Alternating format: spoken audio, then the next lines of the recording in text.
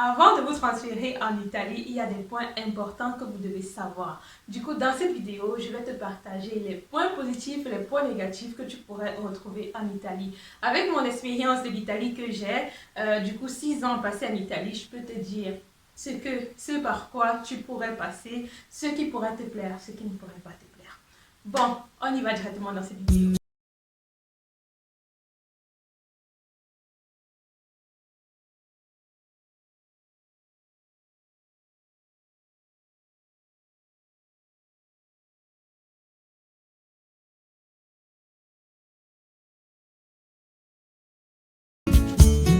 Hello tout le monde! Alors, je suis là aujourd'hui, comme je l'ai dit en introduction, pour te partager tout ce que j'ai bien aimé de l'Italie et ce que j'ai beaucoup moins aimé. Bon, on va aller point par point. J'ai organisé ça en points sociaux, points culturels et aussi côté éducatif. Parce qu'il y a des gens qui y vont justement pour s'éduquer, pour l'université et donc voilà. Alors, on commence par quoi? Je dirais qu'on va commencer tout d'abord par le point culturel. En ce qui concerne la culture, je dirais que la cuisine italienne, elle est très bonne. Elle est vraiment très bonne. Je n'ai rien à dire de mauvais dessus, que ce soit pour la carbonara, que ce soit pour, je sais pas moi, la bolognaise, que ce soit pour la pizza. Bon, la pizza c'est reconnu, mais encore faut-il que la pizza soit faite réellement par des Italiens. Parce que quand on est en Italie, il y a beaucoup plus de pizzeries tenues par des Arabes. Et du coup, le goût n'est pas pareil. Il faut payer le prix pour avoir la vraie pizza italienne faite par des Italiens avec la pâte qui est bien épaisse. Et là, vraiment, vous allez ressentir le vrai goût de la pizza. Je vous dis, il y a une forte différence. Donc, vraiment, côté culinaire, ils sont excellents. Moi, rien à redire. Ensuite, l'architecture en Italie, elle est magnifique. Qu'est-ce que je peux dire? Il n'y a rien de mauvais à dire en fait, c'est ce qui est de l'architecture en Italie, c'est top quoi, c'est vraiment top top top. Vous allez voir de grands musées, de grandes églises pour ceux qui sont fans des églises. Elles sont vraiment très bien construites et vraiment ils ont tenu à garder cette architecture-là ancienne. Et je trouve que c'est ça qui fait vraiment la différence comparé à d'autres pays qui cassent tout et décident de reconstruire tout en verre et tout en ciment, tout ça. Bref, c'est vraiment magnifique. Maintenant, si nous venons sur le volet social, ce que je pourrais dire, c'est que le niveau de vie en Italie y est vraiment abordable. Pourquoi est-ce que je dis ça? C'est que déjà, les maisons ne coûtent pas cher. C'est vraiment top. On va me dire oui, peut-être que c'est aussi parce que les salaires ne sont pas élevés. Ça dépend de quel métier vous faites. Parce que dans tous les cas, le prix des maisons, le prix des appartements, en fait, reste abordable. Donc, même pour une personne qui n'a pas un niveau, qui n'a pas un salaire très élevé, il peut s'en sortir. Bien évidemment, il ne faut pas aller vivre dans les grandes villes, là, comme Milan, Torino, Rome.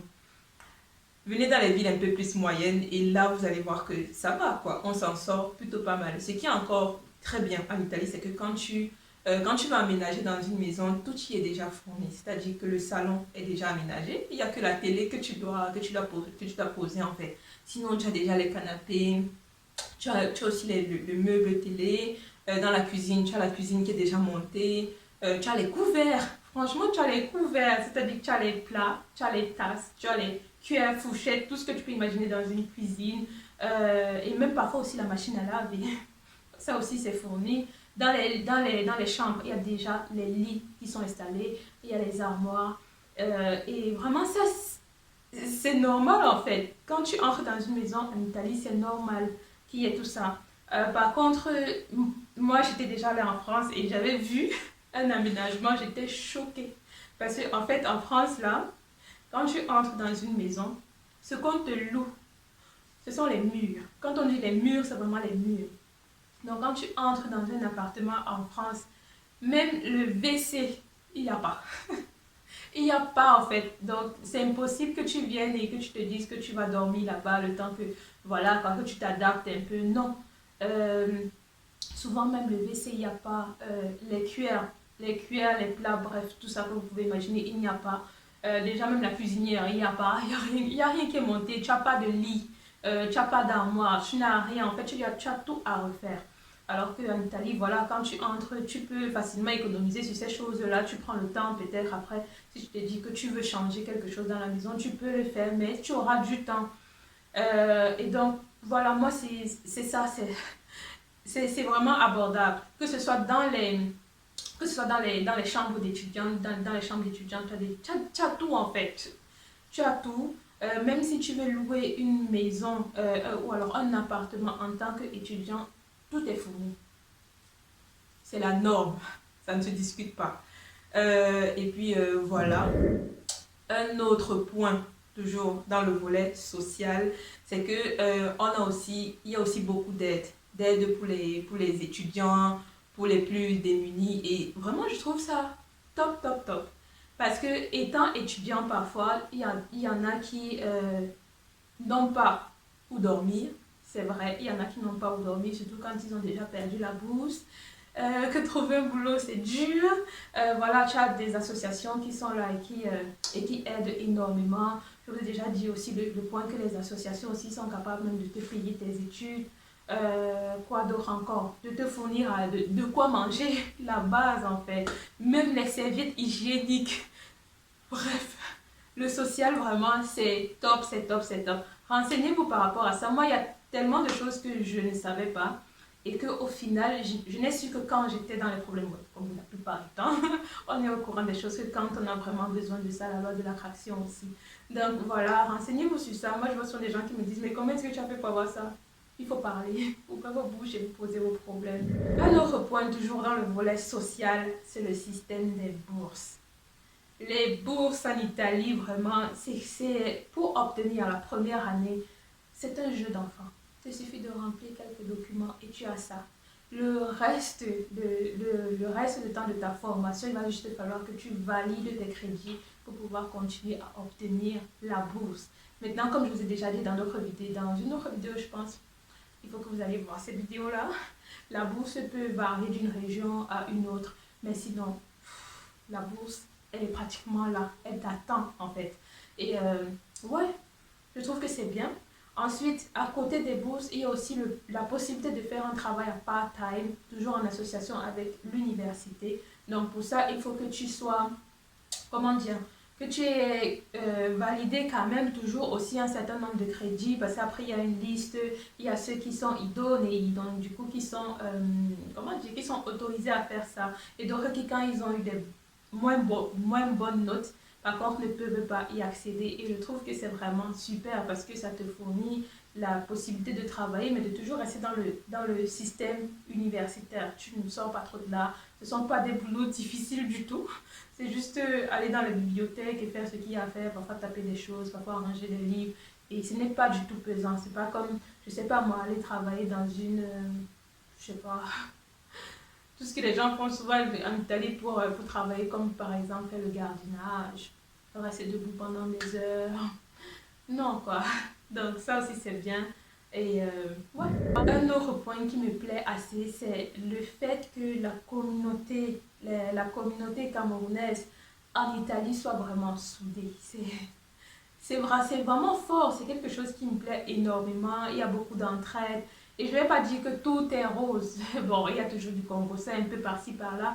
Mais n'empêche que quand il faut faire quelque chose en communauté, ils le font. Il y a des événements qu'ils organisent toujours dans le but de regrouper la communauté, de pouvoir faire quelque chose ensemble, de pouvoir aussi s'amuser ensemble.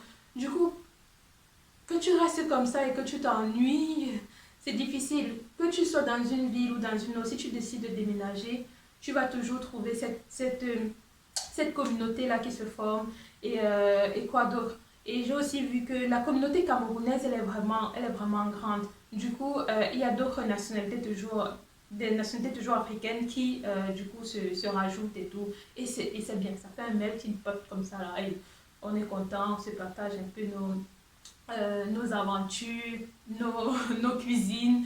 Et ouais, je trouve que c'est vraiment bien de se retrouver. Par contre, de ce que j'avais pu entendre, c'est qu'il y en a dans d'autres pays, comme la France, où les gens disent non, vraiment, quand tu vas en France, ne te mélange pas au Camerounais. Non, quand tu vas en Italie, les Camerounais viennent à toi et tu vas vers les Camerounais et voilà, et on vit bien. Alors, passons au dernier volet de ce qui me plaît, ce qui m'a beaucoup plu en Italie, et ben, le volet de l'éducation. Comme vous le savez, je suis allée en Italie pour mes études, pour poursuivre mes études universitaires. Et j'ai vraiment été satisfaite de la formation que j'ai eue. Quoi dire, vraiment, c'était une formation complète. Ils ont allié la partie, comment dire, théorique à la partie pratique. Et vraiment, c'est bien. Et tu as aussi cette possibilité-là de demander à faire un peu plus de stage. Tu vas vers le responsable d'un département, je ne sais pas moi, peut-être le département des urgences. Moi, ça m'est déjà arrivé comme ça. Et j'ai demandé si je pourrais faire un stage là-bas. Et voilà, c'est assez facile à obtenir. Il faut juste avoir cette volonté-là de se former. Après, je comprends que durant votre formation du coup universitaire, c'est souvent très stressant parce qu'on a les examens à côté, on a encore les cours à suivre à côté, on a encore nos stages fixes là qu'on doit forcément faire. Du coup, c'est difficile. Mais si vous avez cette volonté-là et que vous pouvez vous trouver du temps pour ne serait-ce qu'aller aux urgences. Moi, je ne sais pas, mais j'ai vraiment cette affection-là pour les urgences parce que c'est là-bas que tu vois le maximum de cas possible. C'est là-bas que tu peux vraiment pratiquer.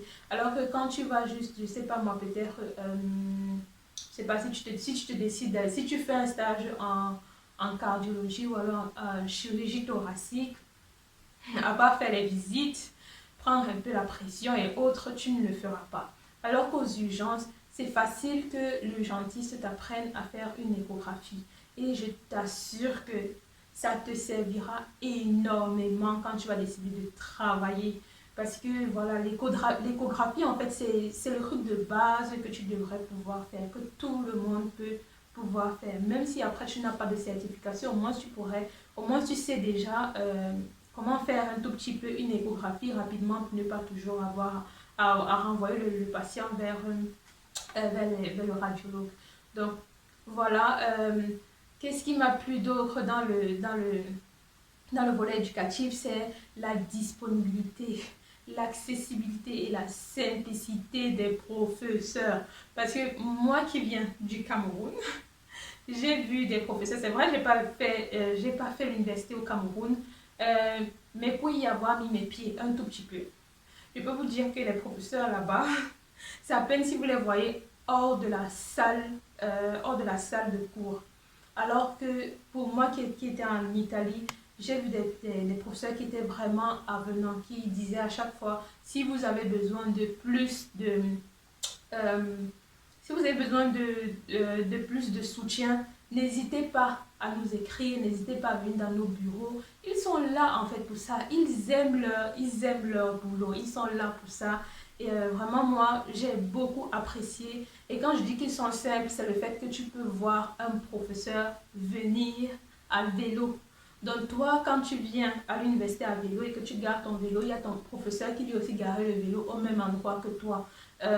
Quand tu vas manger à la cantine, le professeur va manger à la même cantine que toi. Le professeur fait la file derrière toi. Il n'y a pas de c'est le professeur et voilà, il va traverser la file. Non, en fait, c'est tellement simple et ça m'a ouvert les yeux sur plein de choses sur lesquelles on s'attache. Et alors qu'en fait, ça nous dessert plus qu'autre chose. Quand un professeur est aussi simple, ça vous pousse réellement à aller vers lui. Et lui aussi, il fait mieux son travail parce qu'il sent vraiment qu'il dispense ses connaissances. Donc voilà tous les points qui m'ont plu en Italie. Maintenant, venons aux points qui m'ont le moins plu. Alors, parmi le premier point qui m'a le moins plu et qui m'a tellement marqué, c'est le racisme ambiant qui est presque décomplexé quand tu sors de l'hôpital. Parce que moi, vraiment, je parle en tant que voilà, étudiante qui étudie la médecine et puis qui a travaillé là-bas. Et j'ai bien senti que quand j'étais à l'hôpital et que j'avais la blouse, je me faisais beaucoup plus respecter. Par contre, quand tu sors de là, le patient que tu viens à peine de soigner, que tu viens à peine de traiter, ne se rend pas du tout compte que c'était toi qui étais en face de lui. et du coup peut facilement t'associer à, à tout ce qu'il y a de peu cher sur Terre. Franchement, même son chien vaut mieux que toi. Et ils n'ont pas de peine à le montrer, quoi. Et je trouve ça vraiment, vraiment pas dommage. C'est pas dommage pour moi. Mais je trouve que c'est vraiment un volet déplaisant. Ça peut vraiment vous affecter psychologiquement. Et c'est quelque chose qui, moi, m'a marqué directement quand je suis venue en Allemagne. C'est que les Allemands, quand je marche dans la rue, là, ils me saluent. Ils ne traversent pas la rue. Alors qu'en Italie, quand tu marches, tu es noir, tu vas voir une dame, elle t'a vu de loin, venue de loin, et vous êtes sur le même côté de la route, et bien elle va traverser, simplement. Elle va continuer à marcher. Ou alors, si elle sent que tu es derrière elle, et qu'elle ne peut pas traverser comme ça directement, tu vas voir que directement, elle va tenir son sac près d'elle, parce qu'elle aura peur que, je ne sais pas, que tu vas voler, ou alors elle va arrêter son nez. C'est vraiment décomplexé, ça peut être traumatisant. Raison pour laquelle, quand tu te retrouves en communauté avec tes frères, avec les gens qui te ressemblent, les gens qui vivent les mêmes difficultés que toi, vous vous retrouvez, ça fait vraiment comme un cocon. Il n'y a pas besoin d'expliquer les choses, ils te comprennent directement. À tel point que parfois vous pouvez même ne pas en parler, mais vous savez que vous vivez ça en fait. Et ça permet justement de sortir de là, de s'évader et de vivre des moments beaucoup plus agréables dans ces difficultés-là. Donc voilà pourquoi la communauté, c'est vraiment important d'être solidaire. Euh, un autre point qui m'a le moins plu aussi, c'est le fait que en tant que noire, c'est vraiment important. En tant que femme noire, euh, quand on te voit marcher dans la rue, on t'associe à une prostituée. Ouais. Peu importe que tu sois bien habillée, parfois tu vas te poser la question de savoir, mais est-ce que, je sais pas, est-ce qu'on voit mes seins? Est-ce que ma jupe, elle est courte? Même si elle est longue, tu vas te dire peut-être qu'elle est trop courte. Mais non, parce qu'en fait, les Italiennes qui marchent en face de toi, là, elles ont le nombril dehors, les cuisses dehors, les seins dehors. Et c'est pas pour autant que tu vas voir, on va les siffler, on va les klaxonner, on va leur dire de ces mots vraiment. Tu vois, donc c'est vraiment ça, c'est d'être associé à prostituée. Du coup, moi, la nuit, je m'interdisais de prendre les transports en public. Pas du tout. J'avais mon vélo et je pouvais rentrer comme ça, même à minuit après la bibliothèque. Je rentrais à minuit, mais toujours à vélo. Mais si je savais que je devais prendre le bus pour rentrer la nuit, non, en fait, je rentrais plutôt à 18h, j'étais chez moi. Donc, c'est ça, ça m'a vraiment beaucoup déplu. Aussi, le fait que j'ai subi une agression dans le bus, j'ai été traumatisée. Et après ça, je me suis acheté le vélo et j'ai dit non, je ne veux plus revivre ça. Non, pas du tout. Parce que quand ça se passe, tout le monde voit et personne n'est là pour te défendre. Donc voilà. Un autre point qui m'a déplu, c'est le fait que quand tu perds la bourse en Italie, en tout cas dans la région dans laquelle j'étais, du coup, l'Emilia-Romagna, quand tu perds la bourse là-bas, tu dois rembourser. Donc, c'est-à-dire qu'on t'a donné la bourse parce que tu n'avais pas les moyens. Mais quand tu la perds, on te dit que tu dois trouver les moyens de rembourser la bourse. C'est vraiment... Ça sonne bizarre dans la tête et c'est vraiment traumatisant. Raison pour laquelle là-bas, souvent, ceux qui perdent la bourse ont beaucoup de peine ensuite à finir les études parce qu'en plus de devoir la rembourser, tu dois encore payer maintenant tes études de toi-même, de ta propre poche. Tu dois pouvoir vivre, c'est-à-dire te vêtir, avoir un toit sur la tête, te nourrir. Des choses aussi simples. Mais quand tu dois rembourser une bourse, alors que tu dois encore payer tes études à côté et vivre, c'est vraiment chaud. Vraiment chaud. Donc, ce côté-là, c'est bizarre. Un autre point, c'est le fait que... comment est-ce que je peux expliquer ça? En fait, le système de paye en Italie, pour médecins bien sûr, pour médecins, le système de paye quand tu travailles pour le privé, c'est d'une absurdité que je vous explique. Quand tu travailles pour le privé, c'est-à-dire pour une coopérative ou alors pour une maison de retraite, mais privée, en fait, ils te payent non pas le mois pour lequel tu as travaillé, mais ils te payent un mois après. Donc, si tu as commencé à travailler le 1er janvier ils ne te payent pas disons, ils ne te payent pas le 1er février, non. Ils vont te payer le 1er mars, tu vois.